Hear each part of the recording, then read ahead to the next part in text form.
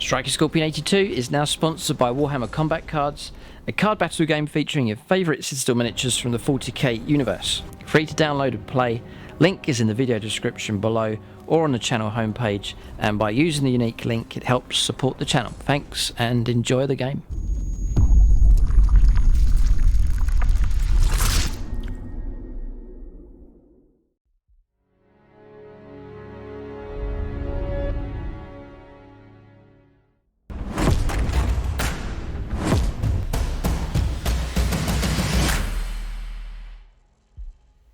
Right, welcome to a unique video here. It's part of a small series, top 5 aspects of the hobby. So if you haven't seen it already, the top 5 reasons plus a bonus reason why I'm into Warhammer 40,000 and why I enjoy it. But this video here will be sort of the top 5 worst aspects of the hobby, so the things that annoy me the most. We'll see if they annoy you too. It'll be fascinating to hear what other people have to say. So perhaps controversial this video. We'll see what you think of the points that are made, and it'll be fascinating, as I already said, fascinating to hear what people have to say in response, and your own annoyances with Warhammer 40,000, your grievances, perhaps things that annoy you about the hobby. Perhaps you love the hobby, and these are the reasons that there are areas that annoy you but you're still in it. Perhaps you are thinking about getting into the hobby, but you can see some things that might annoy you, so you haven't. Perhaps you used to be into the hobby or elements of the hobby, but for particular reasons you dropped out. So people, all different sort of situations. So this, I think it's an important video, this one, to go through this. And also, I don't want it to be too negative, so I want to call out some of the annoyances that I have, and then offer like solutions to them, things that Games Workshop could do to make improvements. So hopefully a constructive video here as you tune in. So before we get stuck in here, do check out the channel sponsor. I don't want to put you off collecting collecting Games Workshop stuff and then tell you where to go to to get a hold of models.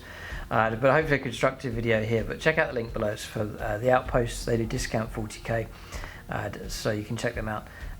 Shipping across the UK, they're based in the UK, they ship across the UK, but also much of the European Union as well. So if you find yourself overseas, Germany, France, Spain, and so on, then you still get that discount, roughly 20% off, usually for 40k, plus other gaming systems as well, not just Warhammer 40,000, but paints, accessories, loads of other gaming systems. And if your order's large enough, then you can tap into free shipping, so you're just getting the discount stuff and not having to worry about any shipping costs. And if your order's large enough, that can apply to most of the European Union countries as well. So a great way of keeping the cost of the hobby down. So I'll run through this list here in reverse order. So we'll save my top annoying part of the hobby at number 1, but we'll start at the bottom here and then work our way up. But do bear in mind, these points I'm making are meant to be constructive. So it's criticism, but then offering solutions to it. And then by all means, please do leave your comments and feedback. It's fascinating to hear people's own insight into this subject. And fair's fair, I think every hobby has annoying aspects to it. It's not just Games Workshop and 40k that like has a monopoly on this. Every hobby, no matter what you're into, has annoying elements to it. I know people that are into other hobbies and they complain about certain aspects of it, so I think it's across the board, just the way things are. But at number 5 here is a complaint that people have made for as long as I've been in the hobby. It's the cost of the hobby, the cost of the models. The models seem to go up in price, but that's been going on for years and years. If you go back to when 40k first came out and you look at the prices of the models, it would make your jaw drop at how seemingly cheaper it was back then. But obviously there's inflation to take into account. £1 a year ago or 10 years ago is not worth what it is now. Obviously there's inflation and so on, so prices are naturally going to rise, so there is that to take into account. But you think, well, these are just plastic models, they just cost literally pennies to actually produce, the actual material cost of them, so people do see them as inflated in price. And so for that reason, it's one of the reasons that annoy people. A lot of the complaints that I see is about the cost of the hobby. So what what are you going to do about it? I mean, you can't. Games Workshop aren't going to listen to you as far as reducing their prices down. They're not going to do it. They're a business. They've got to keep their prices at a point where they're making profit to keep the whole structure of it running, and so on. So really all you can do is offset the cost. So it is an aspect for myself. I can't get all the models I'd like to get because you have to sort of figure out your budget, how much you're able to spend, and models you're able to get a hold of, and so on. But I have done videos on it in the past where you're able to offset some of the cost and still enjoy the hobby and keep that cost down. So I can cover a few of them here just to give you or offer a bit of a solution as to how you can keep the cost of the hobby down. So there's multiple things you can do. You can get into the habit of selling old stuff. I've been doing it on the channel here, and some people have been saying, well, why are you selling stuff? What's the panic? What's going on? But it's just moving things on that you're not using anymore. Could be a whole army. Could be a few units from your army. A unit that you just don't use anymore. Perhaps it's an older unit. Perhaps if you go through your pile of shamers, it's called, the stack of plastic models that you've still yet to build, you could pick out a few units from there and say, I'm never going to build these, I've got no use for them, and then just sell them. You can put them on eBay. You could sell them through friends or through Facebook, through your local gaming club. You could trade them in somewhere, and it's amazing how much you can generate from doing that. So you're just cutting away the waste of your hobby, the stuff that you're not using. It may be valuable to someone else, but it's like a dead weight that you're carrying around for your own hobby experience. And so I found it's a good idea to get into the habit of selling off spare stuff. And it really does help, and you'd be surprised how that can help. And then you can take those funds and then put them into your budget for getting a hold of new models. It just keeps your hobby fresh and moving. The old stuff's moving away, and it lets you bring in the new stuff. And it just keeps that movement flowing through your hobby, and it stops sort of stagnation when you just sit there and the hobby's not going anywhere for you, and that can become a point where you start to give up and get discouraged. So I encourage you to do that. And there may be some of you tuning in that have piles and piles of stuff, and it's annoying because it's an effort to get rid of it. You've got to load it up to eBay and do all the description of stuff and so on and so on. But it is worth it. I encourage you to do it. It clears space, so you've got space to put other stuff in. Unfinished projects and dead weight does sit in the back of your mind, so it can annoy you mentally as well. So if you clear and sell, it's like a clean start. You just get rid of stuff. So major reasons for doing that. It is a help, and I found it a great thing to do. It's just sort of a natural process in the hobby, but some of you perhaps haven't tapped into this yet. It's a good idea to move stuff on. Obviously the other thing is, I've talked about it already, Discount 40k. They take Games Workshop's retail price, and often they'll give you around about 20% discount. 20% off is pretty good. So you can take something that's £40 to buy, and it will be £36. It just knocks the cost down. It just brings it down and knocks a little bit of the cost, or fair enough, 20% is pretty good, but takes the cost of the hobby down for you. As link below for the Outpost, based in the UK, Discount 40k. So you've got the retail price of Games Workshop. They'll take 20% off that cost, and it just helps to keep the cost of the hobby down. If you're in the European Union, they ship across the EU. I've said this already. And the other great thing about the Outpost is if your order's large enough, depending on what country you're in, but you can tap into free shipping, because it's annoying when you've got your discounted models, you go to the checkout and then they charge you a cost for shipping. But if your order is large enough, you can get free shipping, so you don't have to worry about that cost. And a crossover in the European Union, that includes your duties paid as well. There's all these extra charges come through, but you just get the cost of the models at discount, and that just comes straight through to you. So check that out, link below for the Outpost. And then I've mentioned already about trading models in. The Outpost do have a trade in and buy option with them. If you go on their website, you'll see second-hand models that are available from them. I believe you can also trade your models in, so that could be an avenue for you just for selling your models through the Outpost as well. So those are options that are available. I've gone down those two things that I've mentioned, Discount 40k and selling off old stuff. I've been doing that for years now, and it really does help. Other things you don't get too hung up on this one here. I want to move on. But a few other things that you can do is like buy the bulk sets where you get more value for money. You can buy like a start collecting or Battle Force size set, paint up the models you want, sell on, move on the models that you're not using. You can buy some of the bigger sets where you get 2 armies, take the units from one side and then sell the others, and actually offset the cost pretty good. You can chip in with friends, so you might have a friend, one player does Orcs, one player does Space Marines, you buy a box set that has both, and then you just go halves. That can be a really good way of saving as well. You can trade with people, so I'll give you my Space Marines if you give me a unit of your whatever, and you can do it that way. Bartering, you can do that with people as well. So plenty of ways, if you're clever enough, just ways of just chipping away at the cost of the hobby. Others go for alternate stuff to Games Workshop, so the alternate companies out there do things that are similar to Games Workshop. I don't really go down that route at all, really. Not because I'm bound by anyone to do that, but just I like the Games Workshop sculpt, I like the official stuff, and I haven't really gone down that route. But that's another option that people sometimes choose to go down as well. If you've got any other suggestions about saving for 40k, then do leave that in the comments section. But that's one of the annoying parts of the hobby for people, is the cost. But to be honest, I've sort of offset that a fair bit through the tips that I've showed you just there. And then in a previous video about that, other people said, well, if you compare 40k to other hobbies, a lot of hobbies have an expense to them. But one of the upsides for 40k is the retention in the value of what you purchase. So models, often you buy them at £30, they're often still worth roughly that amount, perhaps a bit less when you go to sell them again.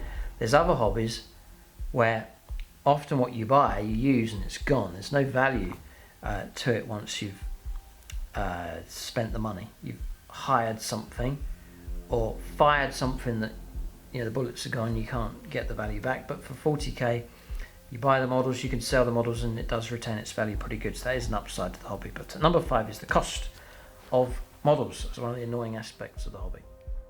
Alright, so we'll move on. Number 4, this is like walking across a minefield here, so we'll try and keep this positive. But number 4 is Games Workshop community relations with people. So they have developed a bit of a reputation down through the years of stinging people in the community. Sometimes you look at it and it's just like a cringe at times when they go after people and so on. To be fair, Games Workshop have made efforts, especially in recent years, to try and work a bit more with the community. If you went back even, I guess, 4 or 5 years ago, it was a different climate with Games Workshop. It was very sort of a wall of separation between 40k or what Games Workshop and their fans. Very much, if anyone trod on what they saw as their territory, you're in danger of them going after you and so on, lawsuits and cease and desist orders and stuff like that, so channels being shut down and so on. Obviously, still they're a corporation, they've got a business and a brand to protect and so on and so forth, and they'll act just like other corporations do. Don't really want to get into that side of things, but offering a solution to it, Games Workshop really have made efforts in that direction, trying to go a bit easier on the community, to interact a bit more with the community. Not with everybody. Obviously, some YouTube channels are quite hostile to Games Workshop, even though they're focused on Games Workshop stuff. So Games Workshop don't really interact with them very much. Others Games Workshop have reached out to and will send like sample stuff to, which is the case for this channel here. So when there's a new codex, Games Workshop will send me a codex to review with no strings attached. They don't say, oh, you have to give a positive review and so on. I'm free to make reviews just as I've always done on the channel. And I guess I could say Games Workshop don't pay me anything either. So some people might say, well, you're in the pocket of Games Workshop and they're paying you to say stuff, but that's not the case for the channel. In this case, they do send me samples through of codexes, for example, but that's as far as it goes with Games Workshop. So I think they have, you know, even when Games Workshop a few years ago reached out to this, oh, we'd like to try and perhaps work with you in some way and send you some samples. What do you think of that? And then I wrote back to them saying, well, I wrote back to them saying, well, the first time I thought I'd hear back from you would be from your lawyers, that the channel would be in trouble for whatever reason they'd think of, but it wasn't. So I'm actually surprised and quite relieved they were reaching out in that direction. So credit where it's due, they have made the effort. The staff that I talked to through 40k community, they're friendly enough and helpful enough. So just it's been quite refreshing to see that from Games Workshop. Hopefully you can see it out there as well. A little bit of Games Workshop plus the community working alongside each other a little bit more, or a lot more than it used to be. A number of years ago, it was a real sort of quite tense sort of situation, just keeping an eye out to see who was in trouble next for different infringements and so on. Still, Games Workshop do have that,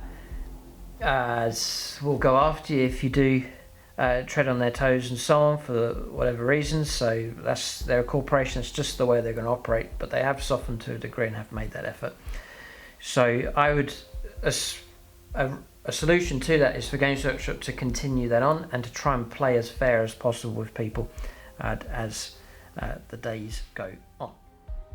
But and then the upside for that, I think it has worked for Games Workshop, the fact that they have reached out to communities and encouraged them to do reviews and talk about the products and early releases and stuff. I think commercially the strategy has worked, so it has paid off for Games Workshop to be a bit softer on their fan base. They have had a habit in the past of biting the hand that feeds them, as they say, stinging the actual fan base of the people that buy the stuff. And so I think Games Workshop have realised that. I think even I remember talking to one of their staff members some years ago, and they said that internally within Games Workshop the atmosphere had changed as well, and there've been improvements. But that's as much as I know of what goes on there up at HQ. So that's a positive thing, I think, and hopefully that continues as time goes on. So then we've looked at two aspects so far: the cost of the hobby. You can try and offset that in different ways. Then at number 4 is Games Workshop community relations. It has annoyed a tremendous amount of people in the past, but I think Games Workshop make an effort in more recent times to address that as much as possible. It's still their corporation at the end of the day. Number 3 is Games Workshop. I don't know how to title this, but Games Workshop stepping out into the pressures from the outside world in regards to current trends and politics and stuff like that. I've trodden on a real landmine here, so I'm not going to go into specific details. When Games Workshop start making political comments about stuff and current social trends and all that kind of stuff that goes along with it, because it's going to make some people happy and it's going to annoy a load of people, and we've seen that done in perhaps we've seen it in the film franchises where politics has been brought into films, and yeah, some people love it and they say, oh, this is really good, these political views have been brought into film franchises. Others, it's really got people's backs up, especially like traditional fans and so on, and I think it's a mistake, because you just end up pleasing some and annoying others, and you just cause a divide in your following, as opposed to just staying out of stuff, keeping neutral, and then whoever's involved in the hobby can just enjoy the hobby for what it is. So, and there's so much sort of community, social chat and stuff out there, people complaining about Games Workshop should be doing this, Games Workshop should be saying this, and just cheering through stuff, and I'm sure there's people going on at Games Workshop that they should be making certain statements and adding certain models in to represent. There's all sorts of stuff like that going on. Remember years ago, there was a thing that went around the community where a group had said to Games Workshop that you shouldn't be using wolf fur pelts on your Space Wolves, or something like that, and it wasn't correct to do that. You should remove all pelts from the Space Wolves range. And then Games Workshop's response was they responded in the style of the Space Wolves or something like that, and they just sort of sidetracked, bypassed the whole thing and didn't get involved in the argument. I thought, well, that's the right way to go about doing it. They took it with a bit of tongue-in-cheek sort of humour and just moved on and didn't get involved because of the silliness of the whole request in the first place. That's what I think Games Workshop should do, just stick to the hobby and don't feel they have to address everyone's concerns about the other stuff that's going on in the world, but just to keep focused on what they do best, which is wargaming and sculpting models. So, you know, the way I look at people in the hobby is I'll judge them by the armies that they put out onto the battlefields. There could be people that blow a lot of hot air about stuff, but you ask them to show you their models and what games they're playing, and they don't do anything. They blow hot air, they make loads of comments about the hobby, but they're not actually partaking in the hobby itself. They're not painting any armies, they're not playing games, they're not building terrain. It's all just chat and stuff without any substance to it. So that's what I've often found. If someone's making a lot of airwaves and complaints and suggestions, then ask them, well, what army have you got, what games do you play? And you can judge them then by their army, and often that seems to work quite well to gauge how much someone really is into the hobby. So the suggestion and the solution to that is just for them, Games Workshop, just to stick to what they do best and to stay out of those kind of issues, to feel they don't have to address that kind of stuff, but just to continue on.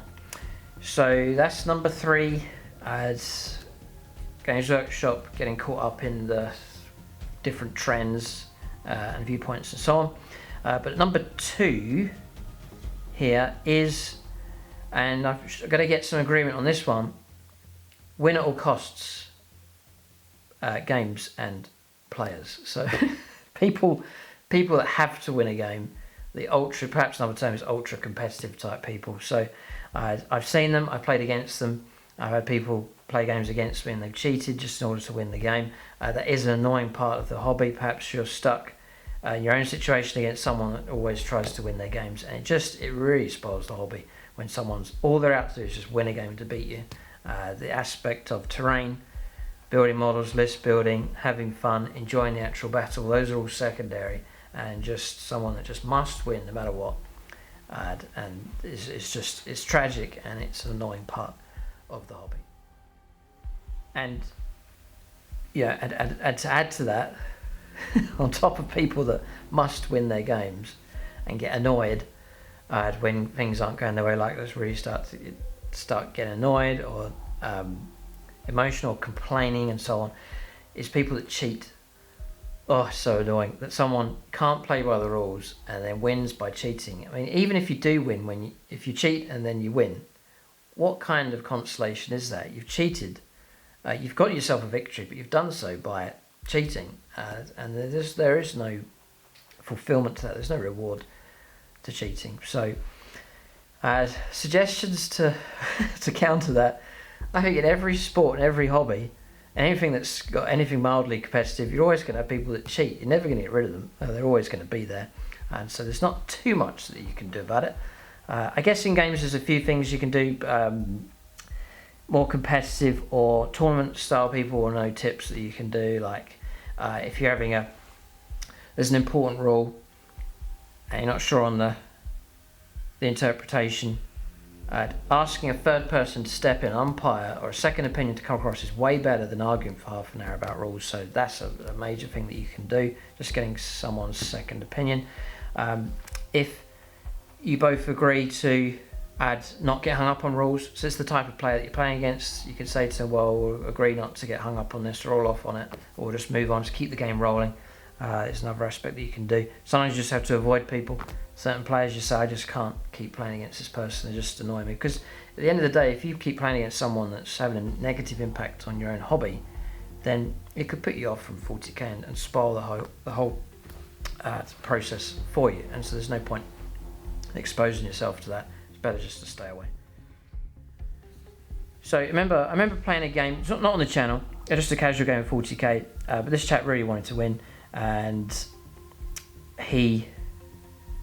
I played him and I put a load of units into reserve, and then I played a flanking manoeuvre. It's a different edition of 40k, and I flanked with a load of stuff, turned up where he wasn't expecting, and he said, you can't do that, because he knew he was in trouble, and then just doggedly stuck to that. I says, well, no, the rules are quite clear. I showed him the rules, and it says you can do it, and I thought to myself, well, there's other stuff that gone in the game where it was like serious, it was some cheating going on.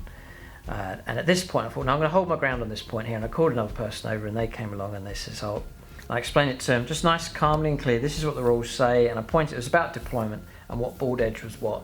And I said, look, it's quite clear, this board edge here says player A's board edge. And the umpire was like, yeah, it does, you just go ahead. The other guy was so annoyed. And I thought, no, I'll just carry on.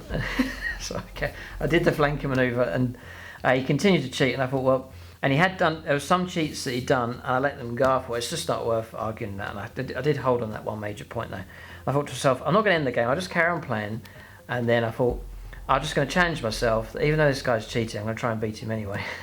And I did manage to beat him, so I was twice as satisfied, because the chap had cheated and I still beat him. I didn't call him a cheat, I didn't go on about it, didn't call him out saying, oh, you're a cheat and I'm going to beat you. I didn't say that kind of stuff, but I just thought within myself, I thought, I've seen that he's cheating on different things, I'm not going to say anything.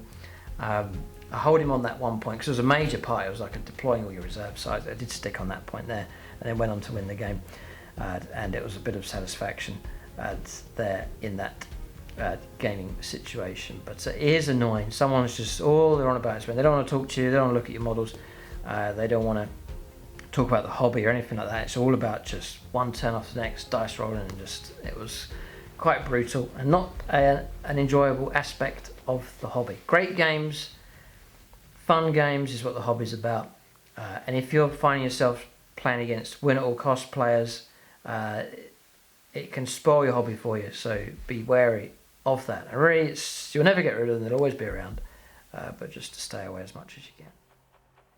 You know, and you hear reports about cheats at tournaments, and often, like, tournaments are quite hot on that and quite firm and fair on it, that they will deal quite harshly with those that are obviously caught cheating and so on, which is fair enough, because it does really spoil stuff. And often you'll find that those that cheat are sort of habitual cheaters, that they've cheated from one game to the next, and so, you know, rumbling them when they are cheating is good, because it will stop them, keeps them away, because they'll just cheat from one game to the next. And so it's a good idea to root that out. If you are in the habit of cheating, then you're not going to win friends by doing it. I encourage you to stop doing it and challenge yourself. It's more of a challenge. You know, the easy way to say, I'm not doing well in my games, my army's not very good, so I'm just going to cheat to get victories, but that's just just sidestepping the issue. You should rather say, I'm going to challenge myself to try and start winning honestly, and to put together a decent army, play by the same set of rules for both sides, and then when your victory comes, it will be that much sweeter because you've done it honestly. Having said all of that, because I'm going on about cheating, and it is annoying, I would be very, very loath to call someone out as a cheat. I mean, that's the absolute last resort. I don't think I've ever done it, because, well, number one, if you're wrong, then it's not going to look good on you if you say, oh, you're a cheat, and they're not. It's a disastrous mistake, and can cause a load of trouble. The other times is it's just going to lead to arguments and people getting their backs up and so on. So what you can often do is, if they're cheating on some stuff, like an interpretation of rules, just get someone to come in and work through that resolution, and you do it calmly. You say, look, this is what I'm trying to do, this is what the rules say, and you, instead of saying, well, that guy says this is the rules and I'm saying this, you could just say, well, look, this is a situation, here are the two options that we've discussed, which is right. You know, you can do it more of a diplomatic sort of approach with people, as opposed to saying, well, that guy's cheating, I know he's cheating, and need someone to tell him he's cheating. It's not the best way of going around things. In fact, if you're maybe as I'm talking about this, you've got some stories that are floating around in your mind of people that have cheated. I'd love to hear it in the comments section. Other people, perhaps, yeah, if you've got a story about cheating and the situation that happened, then, you know, let us know. Pour your heart out in the in the comments section for times that you've been cheated in games. So that'd be fascinating to hear those kind of situations, or how you resolve the situation with someone there's cheating going on, but you managed to do it in a diplomatic kind of way. Maybe I'd love to hear from someone that used to cheat and then now you've stopped. Then leave us your own story there as well about how you reformed yourself in the hobby. That'd be interesting to hear that from people also. I mean, it opens a whole can of worms. I mean, how rife is cheating? Does it go on a lot? Some things are very difficult, like dice rolling. People just pick up dice quick, or they'll say it's a cocked dice, they pick it up and it's too late. There's just little things like that. They're just little tricks that people do that are cheating really, but it's sort of pushing the boundaries of what's legal and ways of trying to switch the odds over a little bit at a time in their favour. I remember watching a battle report on YouTube, and they saw it's this guy. He said, "I'm running an Eldar army. It's Forge World models and Games Workshop stuff." It was a really unique list. Like, it was all like Forge World sculpts. Can't remember what they call, Hornets and jet bikes. Super unique. I'd not seen anything like it before. It's all unpainted. He says, "I'm just gonna run this list, see how well it does." And he played the game. He lost.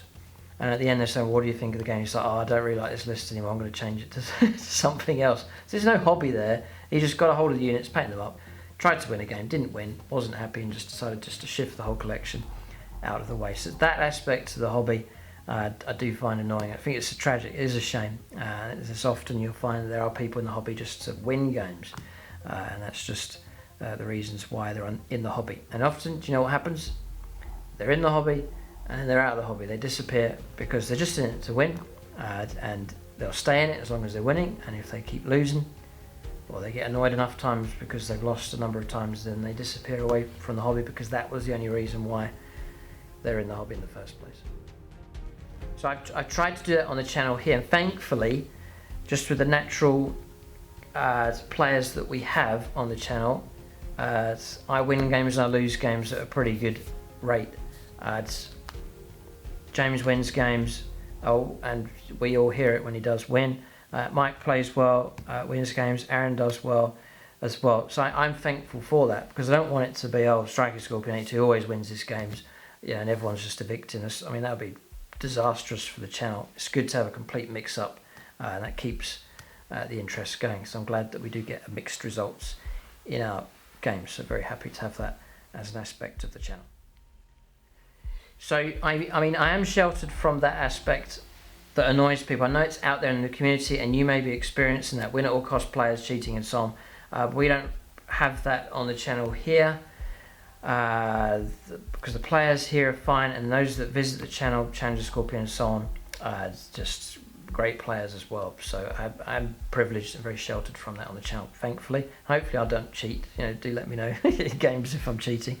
I often forget rules sometimes, but deliberate cheating, we try to avoid that entirely, and it just keeps yourself right with people, because it is a toxic thing when cheating happens. So I've waded through this video here, just stepping on different landmines here for this video. This is a tricky one to make. We've looked at the downsides of the hobby, so the cost of the models. Do hear people complaining about that. But there's not too much you can do other than the tips I've given to offset the cost. Then at number 4, Games Workshop's community guideline, community regulations or relations that they have, has annoyed people. It's worse in the past, but thankfully they're sort of fixing that. Then number 3 is Games Workshop getting involved in current trends and affairs and commenting, or trying to incorporate that into games and so on. I hope they don't go down that route too much and avoid all that kind of stuff. That's the solution to it, just to stay away from all that kind of stuff. And then number 2, win at all costs, ultra competitive players and cheating, which get some of the most venomous complaints from people. And if you're agreeing with these points I've made, then do leave them in the comment section below. And then number 1 is, and it's annoying people a lot at the moment, and that is rules. I've called it rules bloating and rules overload. So, this is another controversial one here. So,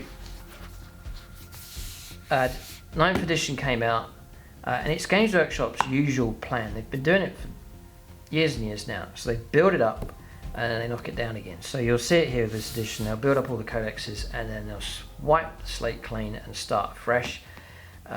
There's positives to that, because it keeps things fresh for your own hobby. You're not stuck with a codex that's been out for 20 years, which just stagnates stuff. You do get fresh revamps coming through, which breathes life back into the hobby and into your own hobby experience.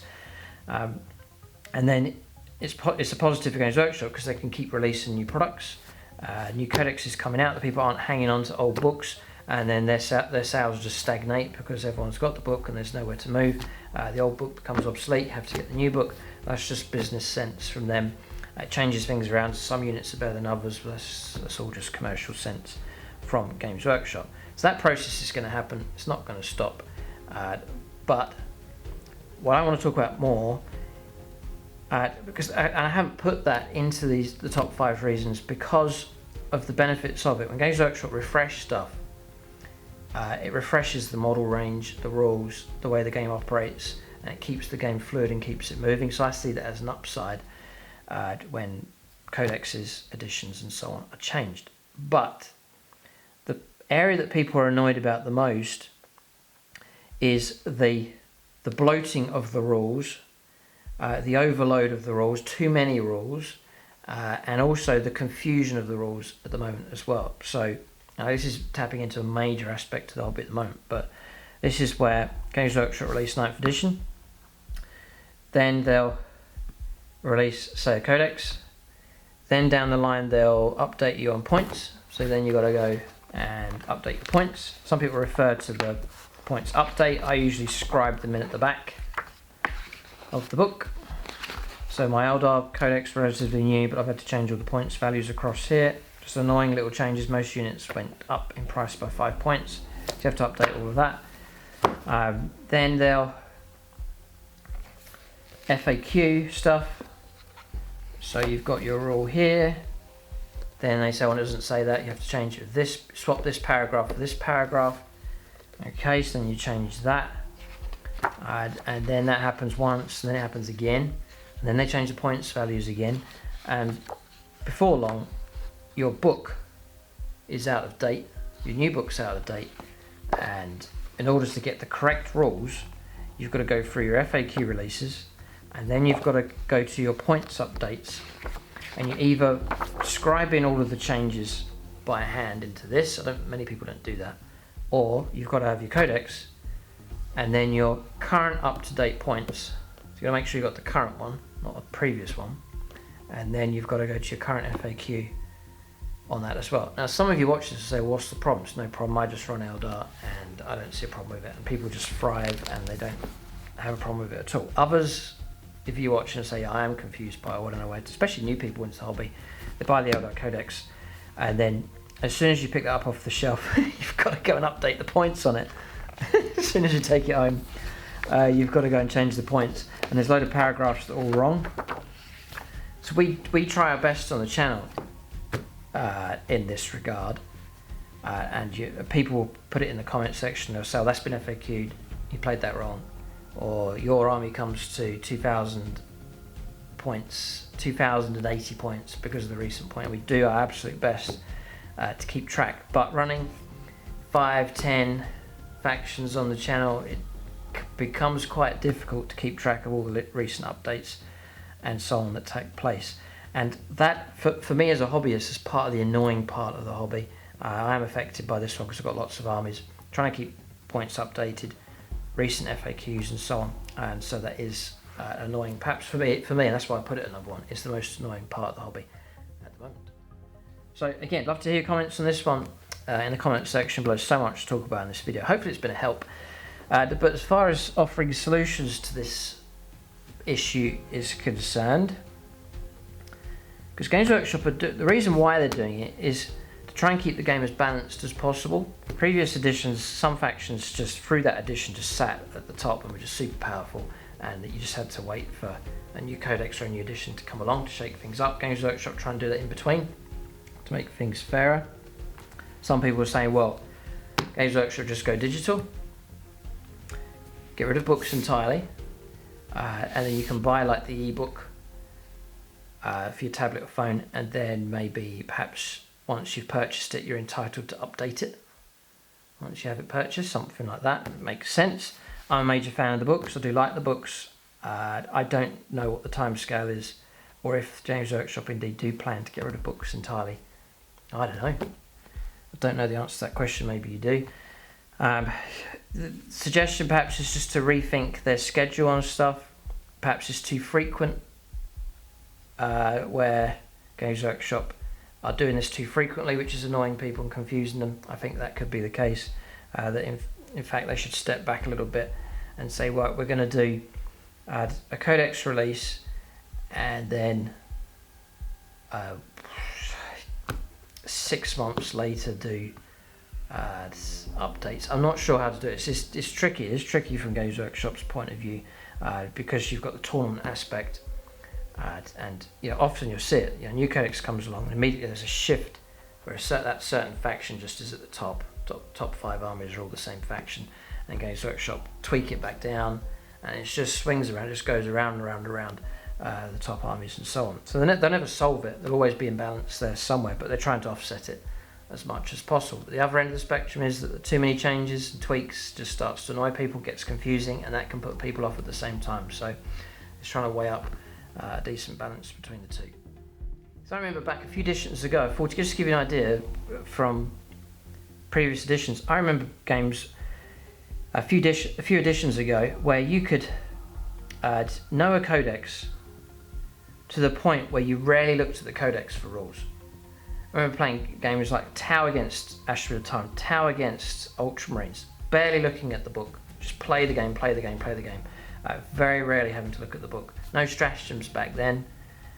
Rules were quite straightforward and simple.